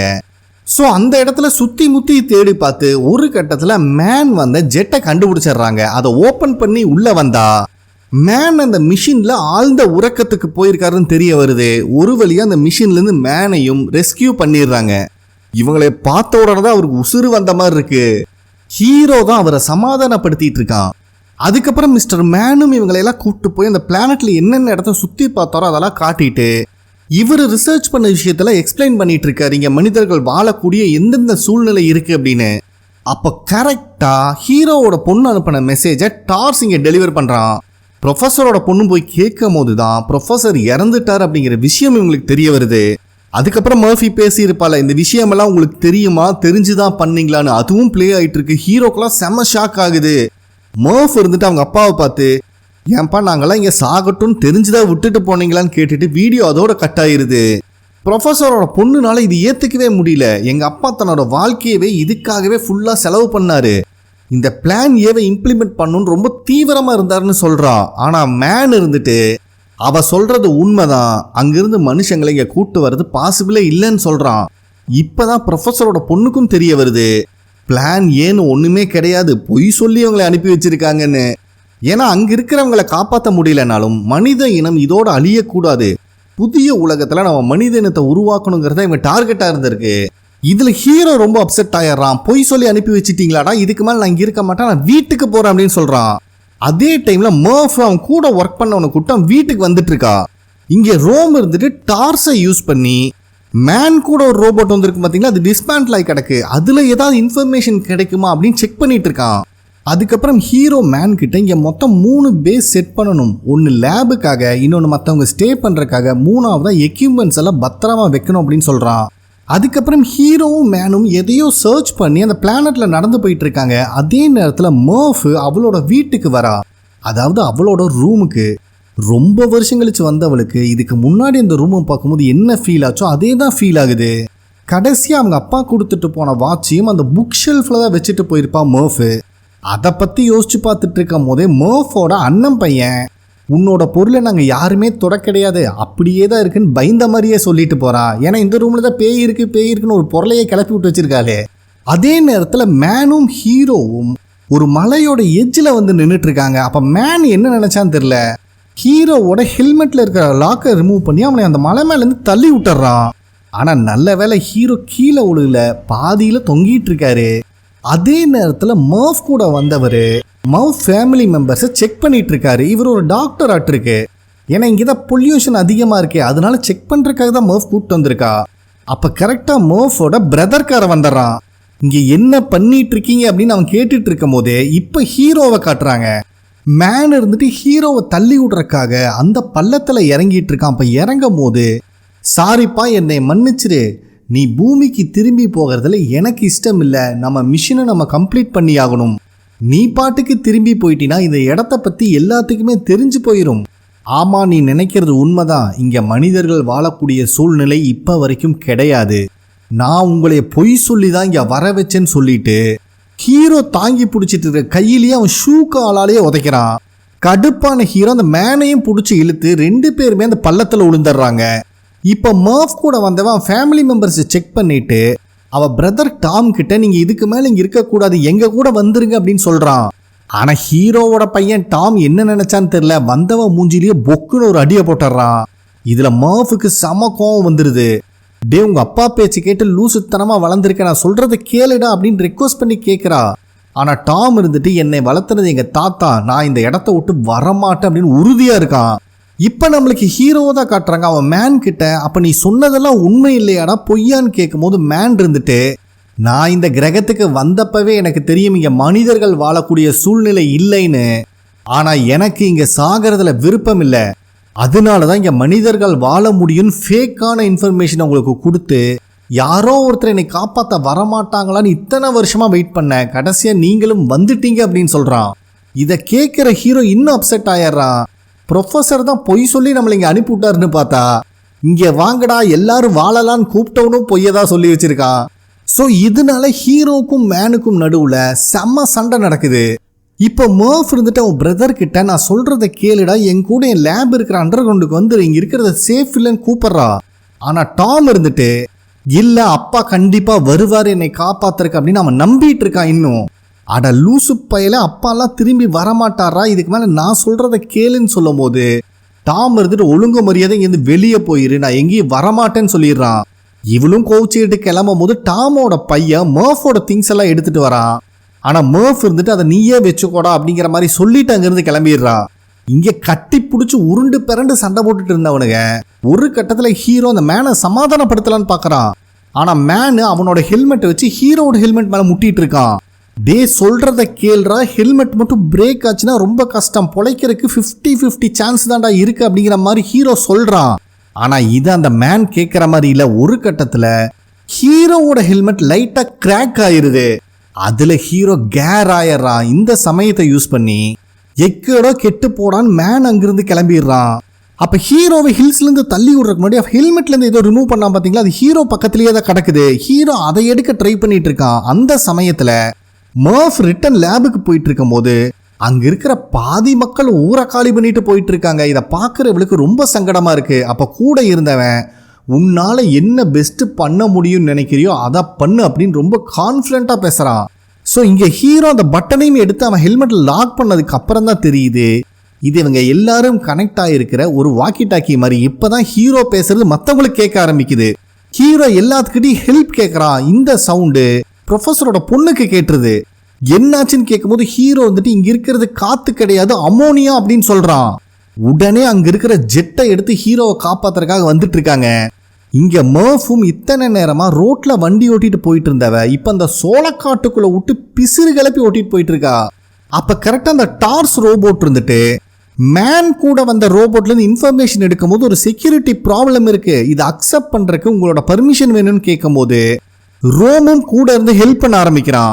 அதே நேரத்தில் மர்ஃப் அந்த சோளக்காட்டை எரிக்கலான்னு நினச்சிட்டாலா என்னன்னு தெரியல, ஃபுல்லாக பெட்ரோலை தூக்கி ஊற்றிட்டு இருக்கா. இங்கே ப்ரொஃபஸரோட பொண்ணும் ஹீரோ கிட்ட மூச்சை மட்டும் விட்டுறாதான் நாங்கள் வந்துட்டு இருக்கோம்னு சொல்லி இவங்க ஜெட்டை புயல் வேகத்தில் ஓட்டிட்டு வந்துட்டு இருக்காங்க. இங்கே மர்ஃப் அந்த சோளக்காட்டை மொத்தமாக பற்ற வச்சு விட்டுறா. அதே நேரத்தில் தான் கரெக்டாக இவங்க ஹீரோ இருக்கிற இடத்த கண்டுபிடிச்சு ஒரு வழியாக அவனுக்கு ஆக்சிஜனை கொடுத்து அவனை காப்பாற்றி அந்த ஜெட்டுக்குள்ளேயும் கூப்பிட்டு வந்துடுறாங்க. இந்த சமயத்தில் தான் ஹீரோவோட பையன் டாமு அந்த சோளக்காடு பத்தி எரிஞ்சிட்டு இருக்கிறத பார்த்துட்டு கோபமாக கிளம்புறான். இங்கே நடக்கிறது எல்லாம் ஒரே சமயத்தில் ஈக்குவலாக நடந்துட்டு இருக்கும். அதே டைமில் தான் இந்த ரோமு இன்னொரு ரோபோட்ல இருந்து டேட்டாஸ் எடுக்கிறதுக்கான பர்மிஷனையும் கொடுத்து அப்ரூவ் பண்ணுறான் கரெக்டாக. அந்த டைமில் ஹீரோ ப்ரொஃபஸரோட பொண்ணுக்கிட்ட மேன் பொய் சொல்லிட்டா நம்மளை ஏமாற்றி தான் இங்கே கூப்பிட்டு வந்திருக்கான் அப்படிங்கிற விஷயத்த சொல்லிடுறான். ஏன்னா இப்போ ரோம் வேற தனியாக இருக்கான், அதனால அவனை நோக்கி இவங்க கிளம்புறாங்க. அதுக்குள்ளேயும் மர்ஃப் அவன் பிரதர் டாமு தீய அணைக்க போயிருக்கான்னு தெரிஞ்சுட்டு அவன் ஃபேமிலி மெம்பர்ஸ் அங்கேருந்து கூப்பிட்டு போறக்காக வீட்டுக்கு வந்துடுறா. இந்த டைம்ல மேனு அவனோட பாடு கிட்ட வந்துடுறான். அப்பதான் ரோம் அந்த ஸ்கிரீன்ல வர விஷயம் வித்தியாசமா இருக்குன்னு உத்து கவனிச்சிட்டு இருக்கான். டார்ஸ் இருந்துட்டு கொஞ்சம் பின்னாடி வாங்க அப்படின்னு சொல்லும் போதே அந்த இடம் மொத்தமா பிளாஸ்ட் ஆயிருது. இதை அங்க நின்றுட்டு இருந்த மேனும் பாத்துறான். இதனால இவங்க வந்த ஷிப்பை எடுத்துட்டு மேன் அங்கிருந்து அப்பிட் ஆயிடுறான். அதுக்கப்புறம் தான் ஹீரோவும் ப்ரொஃபஸரும் அந்த ஜெட்ல அந்த இடத்துக்கு வராங்க. அந்த இடம் பிளாஸ்ட் ஆயிருக்கிறதையும் பார்க்குறாங்க. கரெக்டாக இவங்க நல்ல நேரம் அந்த சமயத்தில் டார்ஸ் அங்கிருந்து வெளியே ஓடி வரதையும் நோட் பண்ணிடுறாங்க. ஒரு வழியாக டார்ஸை இவங்க வண்டியில் ஏற்றிக்கிறாங்க. அப்போதான் டார்ஸ் சொல்கிறான் ரோமோட கண்டிஷன் ரொம்ப மோசமாக இருக்கு, அவன் பொழைக்க மாட்டான் அப்படின்னு. அது மட்டும் இல்லாமல் மேனு ஆர்பிட்டை நோக்கி போயிட்டு இருக்கான், அதுக்குள்ளேயும் நம்ம அவனை தடுத்தாகணும் அப்படின்னு சொல்கிறான். ஹீரோக்கும் நல்லா புரியுது, இவன் மட்டும் அந்த ஆர்பிட்டை கண்ட்ரோலில் எடுத்துட்டான்னா இவங்க கதி அதோ கதி தான். அந்த டைம்ல கரெக்டா டாமோட ஒய்ஃபையும் பையனையும் வண்டியில ஏத்திடுறாங்க. ஆனா மர்ஃப் அவளோட ரூமுக்கு இப்பதான் மறுபடியும் ரொம்ப வருஷம் கழிச்சு வந்திருக்கா. இங்க மேன் போற வழியவே ஃபாலோ பண்ணிட்டு ஹீரோவோட ஷிப்பும் பின்னாடி தான் வந்துட்டு இருக்கு. ஹீரோ அப்போ மேன் கிட்ட கம்யூனிகேட் பண்ண ட்ரை பண்றான். ஆனா மேன் எந்த பதிலும் சொல்ல மாட்டேங்கிறான். டே நீ பதில் சொல்லனாலும் பரவாயில்ல, தயவு செஞ்சு மேல ஆர்பிட்ல மட்டும் போய் டாக் பண்ணிடாதன்னு சொல்றான். ஆனா அதையும் அவன் கேட்கிற மாதிரி இல்லை. அந்த டைம்ல மர்ஃப் அவளோட திங்ஸை எடுக்கும் போது தான் அவளுக்கு அந்த வாட்ச் கிடைக்குது.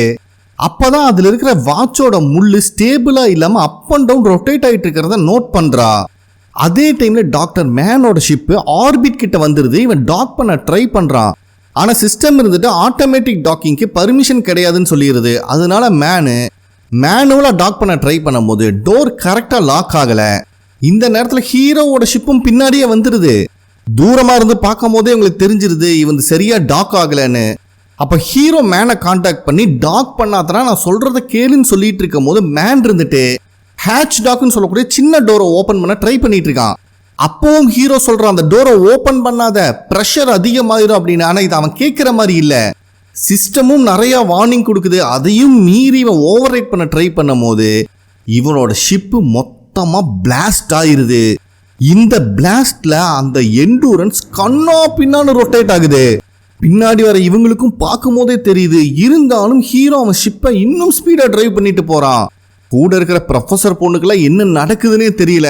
அப்ப ஹீரோ டார்ஸ் கிட்ட சொல்லி எண்டூரன்ஸ் எந்த வேகத்துல ரொட்டேட் ஆகுதுன்னு கால்குலேட் பண்ண சொன்னா டார்ஸும் கால்குலேட் பண்ணி 68 RPMல எண்டூரன்ஸ் ரொட்டேட் ஆகுது அப்படிங்கிற இன்ஃபர்மேஷனை கொடுக்குது. இப்ப ஹீரோ என்ன சொல்றான்னா எண்டூரன்ஸ் எந்த ஸ்பீட்ல ரொட்டேட் ஆயிட்டு இருக்கோ அதே ஸ்பீட்ல இவங்க ஷிப்பை ரொட்டேஷன்லயே எடுத்துட்டு போய் டாக் பண்ண போறாங்கிற இன்ஃபர்மேஷனை கொடுக்குறான். ஆனா டார்ஸ் இருந்துட்டு அது ரொம்ப ரிஸ்க், பாசிபிலிட்டிஸ் கம்மின்னு சொல்லுது. ஹீரோக்கு வேற வழியும் இல்லை, அது பண்ணி தான் ஆகணும். அதனால ரொட்டேட் ஆகிட்டு கண்ணா பின்னான்னு போயிட்டு இருக்கிற எண்டூரன்ஸ்க்கு அடியில் இவன் ஷிப்பை அதுக்கு ஈக்குவலாக ரொட்டேஷன்லேயே எடுத்துட்டு போயிட்டு இருக்கான் ஹீரோ. அப்போ ஹீரோ இருந்துட்டு இந்த டாக்கிங் பண்ணுற பொறுப்பை டார்ஸ் கிட்ட ஒப்படைக்கிறான். ஏன்னா இந்த மாதிரி சமயத்தில் மனிதனை விட மிஷின்ஸ் பர்ஃபெக்டாக வேலை செய்யணும் அவனுக்கு தெரியும். ஸோ ஹீரோவும் எண்டூரன்ஸ்க்கு ஈக்குவலாக இன்ச் பை இன்ச் அவனோட ஷிப்பை கிட்ட கொண்டு போயிட்டே இருக்கான். டார்ஸும் இந்த ஷிப்பில் இருக்கிற மேக்னெட்டிக் டோரை ஓப்பன் பண்ணி பர்ஃபெக்டா டாக்கிங்கும் பண்ணிருது. இப்போ இவங்க ஷிப் அந்த எண்டூரன்ஸ் கூட கனெக்ட் ஆயிருச்சு. அதுக்கப்புறம் எண்டூரன்ஸ்குள்ள வந்து செக் பண்ணி பார்க்கறாங்க. இந்த பிளாஸ்ட்ல இவங்க கொண்டு வந்த அந்த ஹியூமன் ஃபெர்டிலைஸ்டு எக் ஏதாவது டேமேஜ் ஆயிருக்குமோன்னு. ஆனா அங்க ஜெனரேட்டர் இருந்தனால இது எல்லாமே சேஃபா இருந்திருக்கு. இப்போ அந்த எண்டூரன்ஸ்ல இருக்கிற 3 லேண்டரையும் 3 பேர் கண்ட்ரோல் எடுக்கிறாங்க. ஒன்னு டார்ஸ், இன்னொன்னு ஹீரோ, 3வது ப்ரொஃபஸரோட பொண்ணு. ஏன்னா இப்போ அவங்க ரிட்டர்ன் பூமிக்கு வர அளவுக்கு இவங்க கிட்ட ஃபியூயல் கிடையாது. ஸோ வேற வழியும் இல்லை. இப்போ அவங்க அது எட்மண்ட்ஸோட கிரகத்துக்கு போய் தான் ஆகணும். ஹீரோ வந்துட்டு அந்த பிளாக் ஹோல் வழியில போகலாம் அப்படின்னு ஒரு முடிவு எடுக்கிறான். ஆனால் அங்கே புவியீர்ப்பு விசை அதிகமாக இருக்கும். இவங்க எண்டூரன்ஸோட வெயிட்டுக்கு அதில் டிராவல் பண்ணுறது கஷ்டம்.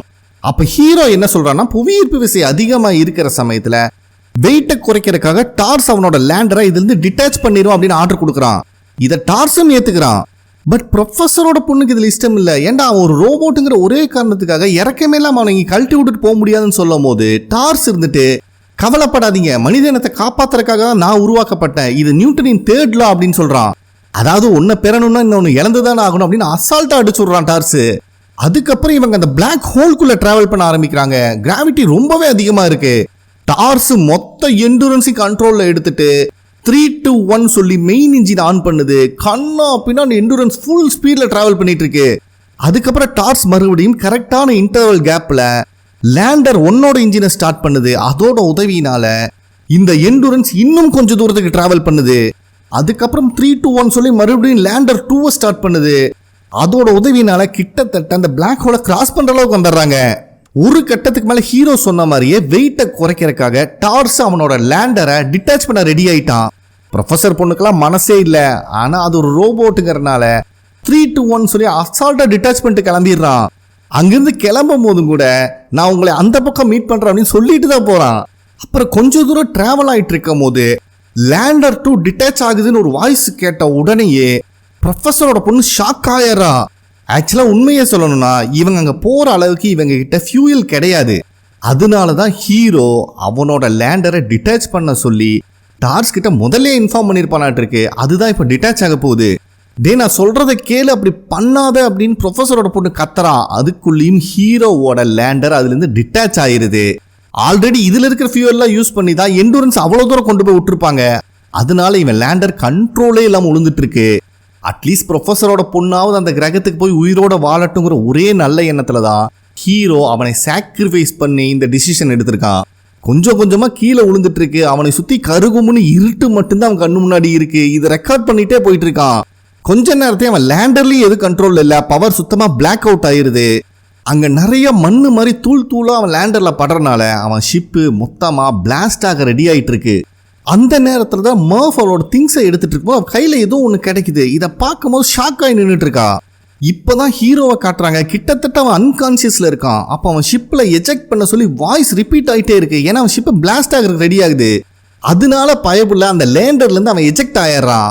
அவன் எங்க போறதுன்னே தெரியாம காத்துல மிதந்துட்டு இருக்கும் போது திடீர்னு ஸ்கொயரா பாக்ஸ்குள்ள உழுகுற மாதிரி அவனுக்கு ஃபீல் ஆகுது. கத்தி கதறான். ஒரு கட்டத்துல ஒரு ரூம் மாதிரி ஒரு செட்டப்ல வந்து நிக்கிறான். இது என்ன இடங்கிறதே அவனுக்கு புரியல. இவனுக்கு முன்னாடி சில புக்ஸ் எல்லாம் அடுக்கி வச்ச மாதிரி தெரியுது. அதுக்குள்ள பார்த்தாதான் அது மர்ஃபோட ரூமுக்கு டைரக்டா கனெக்ட் ஆகுது அப்படிங்கிற விஷயம் ஹீரோக்கு புரியுது. இவனால அதை நகர்த்தெல்லாம் முடியல. கிராவிட்டினால அந்த புக்ஸை தள்ளி விட மட்டும்தான் முடியுது. அதனால இவன் தள்ளி விடுறான். பார்த்தா மர்ஃப் சின்ன பொண்ணா இருப்பா பாத்தீங்களா, அந்த டைம் லைனுக்கு போயிருக்கான். அப்பதான் இந்த பொருள் கீழே விழுந்து உடஞ்சிருக்கு. இந்த பொருளை தான் இப்ப பிரசன்ட்ல மர்ஃப் எடுத்து கையில வச்சிருக்கா. ஹீரோவும் மர்ஃபோட பேரை சொல்லி கத்துறான். ஆனா எதுவுமே அவ காதுக்கு உழுகல. ஹீரோ இந்த சைடு இருக்கிறதும் அவளுக்கு தெரியல. ஸோ இந்த மாதிரி ஹீரோ பண்ண விஷயத்தை தான் அவன் ரூம்ல பேய் இருக்கிறதா மர்ஃப் சின்ன வயசுல இருந்து நம்பிட்டு இருந்திருக்கா. அதுக்குள்ளேயும் வெளியில இருந்து சத்தம் கேட்டனால இந்த சின்ன வயசு மர்ஃப் அங்கிருந்து போயிடுறா.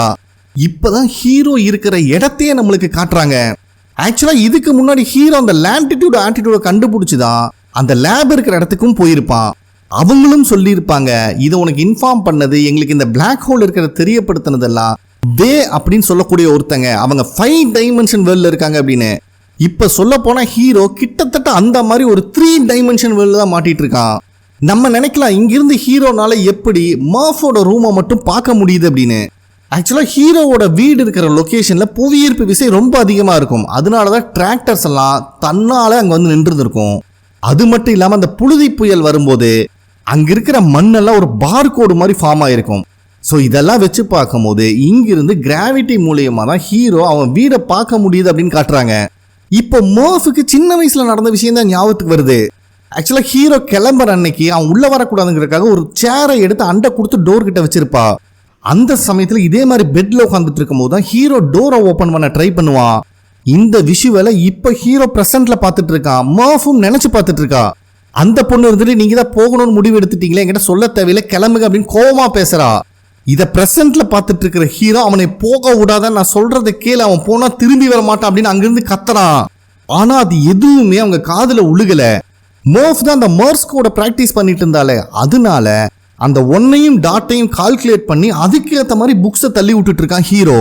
இப்ப பிரசன்ட்ல இருக்கிற மர்ஃபும் என்னென்ன புக்ஸ் எல்லாம் விழுந்திருக்குமோ அதே புக்ஸை கீழே தள்ளி விட்டு செக் பண்ணிட்டு இருக்கா, என்னதான் இந்த விஷயம் சொல்ல வருது அப்படின்னு. ஸோ அப்பதான் கடைசியா ஹீரோ மர்ஃப் கிட்ட பேச வரும்போது அது உங்களை ஸ்டேன் சொல்லுதுப்பான்னு அதை வச்சு தான் இன்ஃபார்ம் பண்ணியிருக்கா. ஆக்சுவலா அவனை போக வேண்டான்னு ஃபியூச்சர்ல இருந்து அவனே தான் இன்ஃபர்மேஷனும் கொடுத்துருக்கான். இதெல்லாம் பேயே கிடையாது. அதை இப்ப பிரசன்ட்லி மர்ஃப் எடுத்து பார்த்துட்டு இருக்கா.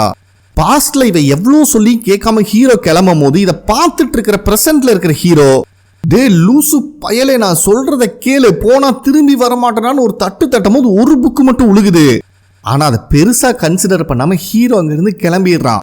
பிரசன்ட்ல இது எல்லாத்தையும் நினைச்சு பார்த்தா மர்ஃபுக்கு இப்பதான் ஒரு விஷயம் ஸ்ட்ரைக் ஆகுது. ஸ்டே அப்படிங்கிற மெசேஜை கொடுத்தது ஒருவேளை அவங்க அப்பாவாவே இருக்கலாம் அப்படின்னு அவன் நம்புறா. அப்ப கரெக்டா கூப்பர் உயிரோட தான் இருக்கியா அப்படின்னு ஒரு சத்தம் கேட்குது. பேசுறது டார்ஸ். சோ ஒரு வழியா டார்ஸும் சாகல, ஏதோ ஒரு இடத்துல உயிரோடு இருக்கு அப்படின்னு தெரிய வருது. அப்ப டார்ஸ் இருந்துட்டு அந்த தேன் சொல்லக்கூடிய அவங்க தான் நம்மளை காப்பாத்திருப்பாங்கன்னு நினைக்கிறேன். ஏன்னா இப்ப இருக்கிறது ஒரு 5 டைமென்ஷன் வேர்ல்டு மாதிரி இருக்கு, இதை அண்டர்ஸ்டாண்ட் பண்ணிக்க முடியும் அப்படின்னு சொல்றான். ஆனா இதுல ஹீரோக்கு நம்பிக்கை இல்லை. ஏன்னா காலம் நேரத்தை தாண்டி அந்த கிராவிட்டிங்கிற ஒரு விஷயம் மட்டும்தான் இதுல கனெக்ட் ஆகிருக்கிறதா ஹீரோ ஃபீல் பண்றான். அப்ப ஹீரோ டார்ஸ் கிட்ட இந்த குவாண்டம் டேட்டாலாம் உங்ககிட்ட இருக்கான்னு கேட்கும்போது ஆமான்னு சொல்றான். அது எனக்கு அனுப்பு அப்படின்னு சொல்றான். ஆனா இப்போதைக்கு டார்ஸ்னால அனுப்ப முடியல. அது மட்டும் இல்லாம ஹீரோ அதை அவன் பொண்ணுக்கு அனுப்புறதா பிளான் பண்ணியிருக்காங்கிறது டார்ஸுக்கு புரியுது. பட் டார்ஸ் இருந்துட்டு அவ சின்ன பொண்ணா இருக்கா, இதை அண்டர்ஸ்டாண்ட் பண்ணிக்கணும்னு ரொம்ப வருஷம் ஆகும் அப்படிங்கிற மாதிரி சொல்றான். அது மட்டும் இல்லாம அவங்கெல்லாம் பழச மாத்தறதுக்காக நம்மளை இங்க கூட்டு வரல அப்படிங்கிற மாதிரி டார்ஸ் சொல்லும் போது ஹீரோ இருந்துட்டு அவங்க நம்மளை கூட்டு வரல, நம்ம தான் இங்க வந்தோம்னு சொல்லிட்டு அந்த நாசாவோட கோஆர்டினேட்ஸ் நம்பர் கேட்கிறான். ஸோ டார்ஸோட உதவியோட தான் ஹீரோ அந்த கோஆர்டினேட்டை பைனரி நம்பரா இவங்களுக்கு கன்வே பண்ணியிருக்கான். ஏன்னா நார்மல் ஹியூமன்ஸ் இருக்கிறது 3 டைமென்ஷன் வேர்ல்ட்ல, இவங்க மாட்டிட்டு இருக்கிறது ஒரு 5 டைமென்ஷன் வேர்ல்டு மாதிரி இருக்கு. ரெண்டுக்கு நடுவுல இருக்கிற ஒரே விஷயம் அந்த கிராவிட்டி மட்டும்தான். ஸோ இப்போதான் ஹீரோக்கு இன்னொரு விஷயம் புரியுது. ஆக்சுவலா அந்த தேன் சொல்லக்கூடியவங்க ஹீரோவை செலக்ட் பண்ண கிடையாது, ஹீரோவோட பொண்ணு மார்ஃபை தான் தேர்ந்தெடுத்திருக்காங்க. அதனாலதான் இந்த எல்லா விஷயமும் மார்ஃபோட ரூம்ல மட்டும் கனெக்ட் ஆயிருக்கு அப்படிங்கிறது இப்பதான் இவனுக்கு தெரியுது. ஹீரோவும் அவன் இருக்கிற இடத்துல டிராவல் பண்றான். அங்க எந்த இடத்த டச் பண்ணாலும் மார்ஃபோட ரூம்ல வெவ்வேறு காலகட்டத்தில் லிங்க் ஆயிருக்கு. ஸோ அப்படியே ஹீரோ டார்ஸ் கூட பேசிட்டே டிராவல் பண்ணும் போது தான் மர்ஃப் அவ கையில வாட்ச் எடுத்துட்டு போற அந்த டைம் லைனை பாக்குறான். சரி கரெக்டான விஷயம் வாட்ச் மூலியமா அவளுக்கு சொல்லிடலான்னு முடிவெடுக்கிறான் ஹீரோ. ஸோ அப்போ ஹீரோ டார்ஸ் கிட்ட சொல்லி டேட்டா ஃபுல்லா கன்வெர்ட் பண்ணி அனுப்ப சொல்றான். டார்ஸும் எக்ஸ்பிளைன் பண்ண அவ பொண்ணுக்கு கொடுத்துட்டு வந்துருப்பா பாத்தீங்களா வாட்ச், அதுக்குள்ள அந்த டேட்டாஸை ஹீரோ ஃபீட் பண்ணிட்டு இருக்கான் அந்த மர்ஸ் கோடு மூலியமா. அந்த நேரத்தில் மர்ஃபோட அண்ணன் வேற அந்த தீயெல்லாம் அணைச்சிட்டானாட்டு கிட்ட வந்துட்டு இருக்கான். இப்போ மர்ஃப் அந்த வாட்சை பார்க்கும் போது அவளுக்கு கிளியரா புரியுது அது அங்கேயும் இங்கேயும் ஷேக் ஆகல, அது இவளுக்கு இன்ஃபர்மேஷனை கொடுத்துட்டு இருக்கு. ஆக்சுவலா ஹீரோ சொல்ல வேண்டிய அத்தனை இன்ஃபர்மேஷனையும் அந்த வாட்சுக்குள்ளதான் சொல்லி வச்சிருக்கான். அவ சந்தோஷத்துல வெளியே வரா. பிரதர்காரன் டாம் கடுங்கோவத்துல இருக்கான். ஆனா மர்ஃப் இருந்துட்டு நீ சொன்னது உண்மைதான்டா, இது அப்பா தான்டா, நம்மளை காப்பாத்துறக்கான அத்தனை வழி அவர் அனுப்பியிருக்காரான்னு சொல்லி அவனை ஹக் பண்ணிக்கிறா. அதுக்கப்புறம் மர்ஃப் முழு மூச்சா அந்த டேஷ் டாட் அதை மட்டும் வச்சு ஹீரோ சொன்ன விஷயத்தை டீகோட் பண்ண ஆரம்பிக்கிறா. ரொம்ப நாள் கஷ்டப்பட்டு அந்த ஈக்குவேஷன் எல்லாத்தையும் சால்வ் பண்ணிட்டாளாட்டு இருக்கா. அவ்வளோ சந்தோஷமா இருக்கா. அதே நேரத்தில் ஹீரோ கிட்ட டார்ஸ் பேசிட்டு இருக்கும் போதே இந்த 5 டைமென்ஷன் வேர்ல்டுங்கிறது மொத்தமா மறைய ஆரம்பிக்குது. ஹீரோ மறுபடியும் ஃப்ளோட் ஆயிட்டே வந்துட்டு இருக்கான். அப்பதான் ஃபர்ஸ்ட் ஹீரோ அவன் டீமோட விண்வெளிக்கு வரும்போது ப்ரொஃபஸரோட பொண்ணு கூட ஏதோ ஒரு உருவம் தெரிஞ்சுக்கணும் கை கொடுத்துருப்பா பாத்தீங்களா, அது இவன் தான். மொத்தமா எல்லா இடத்துலயுமே இருக்கிறது நம்ம ஹீரோ மட்டும்தான். ஆனா அவங்களுக்கு இவன் உருவம் தெரிஞ்சிருக்காது. இவனால ப்ரொஃபஸரோட பொண்ணை பார்க்க முடிஞ்சிருக்கும். இது எல்லாத்தையும் நினைச்சு பார்த்துட்டு ஹீரோ கொஞ்சம் கொஞ்சமா கண்ணை மூடி விண்வெளியில மிதந்துட்டு இருக்கான். அதுக்கப்புறம் ஹீரோ கண்ணை ஓபன் பண்ணா ஏதோ ஹாஸ்பிட்டல் மாதிரி ஒரு இடத்துல இருக்கான். இவனுக்கு ஒண்ணுமே புரியல. அப்ப அங்க இருக்கிற டாக்டர் வந்துட்டு கொஞ்சம் ரிலாக்ஸா எந்திரிங்க, உங்களுக்கு 124 வயசாச்சுன்னு சொல்றான். பட் தோற்றத்துல எந்த மாற்றமும் இல்ல. அப்ப ஹீரோ விண்டோ வெளியில பார்த்தா அங்க நிறைய பசங்க பேஸ்பால் ஆடிட்டு இருக்காங்க. ஒரு பையன் பால் அடிச்சா பால் நேரம் மேல போகுது. பார்த்த வேர்ல்டு தலைகீழ இருக்கு, மேல இருக்கிற வீடை உடைச்சிட்டு போகுது. ஹீரோக்கு ஒண்ணுமே புரியல. நான் எங்க இருக்கேன் அப்படின்னு அந்த டாக்டர் கிட்ட கேட்கும் போதுதான் கூப்பர் ஸ்டேஷன் அப்படின்னு இவனோட பேர்லயே ஒரு ஸ்டேஷன் இருக்கிறதா சொல்றாரு. அது மட்டும் இல்லாம இப்ப நம்ம சனி கிரகத்தை சுத்திட்டு இருக்கோம் அப்படின்னு மறுபடியும் குண்டை தூக்கி போடுறாரு. ஸோ ஹீரோ கொடுத்த இன்ஃபர்மேஷன் எல்லாம் வச்சு அவன் பொண்ணு மர்ஃப் தான் சக்சஸ்ஃபுல்லா எல்லா ஈக்குவேஷன்ஸையும் சால்வ் பண்ணி அவங்க அப்பாவோட பேர்ல இந்த ஸ்டேஷன் வச்சிருக்கான்னு தெரிய வருது. ஸோ ஹீரோவும் கொஞ்சம் ரெடி ஆனதுக்கு அப்புறம் இங்க இருக்கிற இடத்த ஒரு ஆள் சுத்தி காட்டிட்டு இருக்காரு. ஸோ அந்த இடத்துலையும் பார்த்தீங்கன்னா ஃபர்ஸ்ட் சீன்ல அந்த டாக்குமெண்ட்ரி ஃபிலிம்ல பேசுற மாதிரி ஓடிட்டு இருக்கும் பார்த்தீங்களா, அதே மாதிரி அந்த வயசானவங்க எல்லாம் ஒரு காலத்துல பூமியில நாங்க இப்படியெல்லாம் வாழ்ந்துட்டு இருந்தோம், விவசாயம் சொல்லிட்டு ஒன்று பண்ணிட்டு இருந்தோம் சொல்லிட்டு இருக்கிறத சுத்தி ஓடிட்டு இருக்கு. அப்ப ஹீரோவோட வீடு மாதிரியே ஒரு வீடை பில்ட் பண்ணி வச்சிருக்காங்க. அதுக்குள்ள வந்து பார்க்கும் போதுதான் டார்ஸ் அங்க இருக்கிறத ஹீரோ பாக்குறான். அப்ப அந்த கூட இருக்கிற பர்சன் இருந்துட்டு சனி கிரகத்தை சுத்தம் போதுதான் இது எங்களுக்கு கிடைச்சது. பவர் ரிசோர்ஸ்ல ஏதோ ப்ராப்ளம் சொன்ன உடனேயே ஹீரோ டார்ஸை சரி பண்ற வேலையில தான் இறங்குறான். ஒரு வழியா ஹீரோ அந்த டார்ஸையும் சரி பண்ணி அவன் கூடயே வச்சுக்கிறான். ஸோ இப்போ இவங்க இருக்கிற இடத்துல காற்று ரொம்ப சுத்தமாக இருக்கிறதா ஹீரோ ஃபீல் பண்ணுறான். அந்த டாஸ்கிட்டையும் ஷேர் பண்ணிட்டு இருக்கான். நெக்ஸ்ட் டே ஹீரோ அங்கே இருக்கிற லேபுக்கு வரும்போது அந்த லேடி இருந்துட்டு கூப்பரோட ஃபேமிலி உங்களுக்காக வெயிட் பண்ணிட்டு இருக்குன்னு சொல்றா. இதை கேட்குற இவனுக்கு ஷாக் ஆகுது. என்னம்மா ஒரு பையனும் பொண்ணையும் மட்டும் தானே விட்டுட்டு வந்தா நீ குடும்பங்கிறிய அப்படிங்கிற மாதிரி ஷாக் ஆகுறான்.